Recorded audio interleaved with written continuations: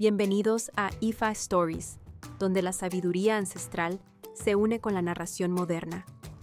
Adéntrate en el mundo sagrado de Ifa, el sistema espiritual yoruba, donde cada historia encierra el poder de la adivinación, el destino y un profundo conocimiento cultural.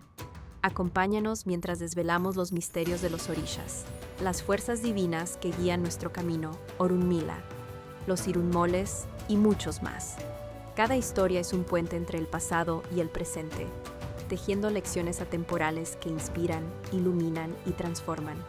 Abraza la sabiduría, honra la tradición y embárcate con nosotros en el corazón de Ifa.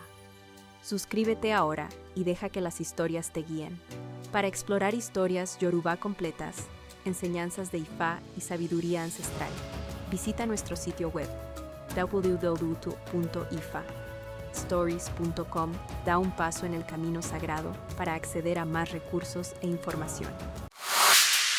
Cómo Ologbon, la inteligencia, llegó al mundo. Historia.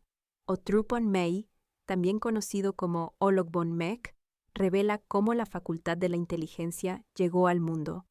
Esta revelación se conserva en los nombres de los Awose, o sacerdotes de Ifa, quienes fueron sus adivinos celestiales.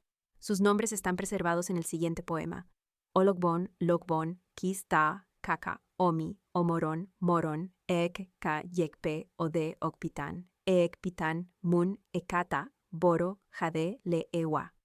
Cuando Ologbon, la inteligencia, venía al mundo, se le dijo: nadie puede ser lo suficientemente hábil como para recoger agua con su ropa. Nadie puede ser tan inteligente como para cortar las arenas de la tierra. Ninguna persona sabia conoce suficientes proverbios como para revelar sus propios secretos a través de parábolas. También fue Ologbon Mek quien reveló cómo Runmela y las demás divinidades regresaron al mundo.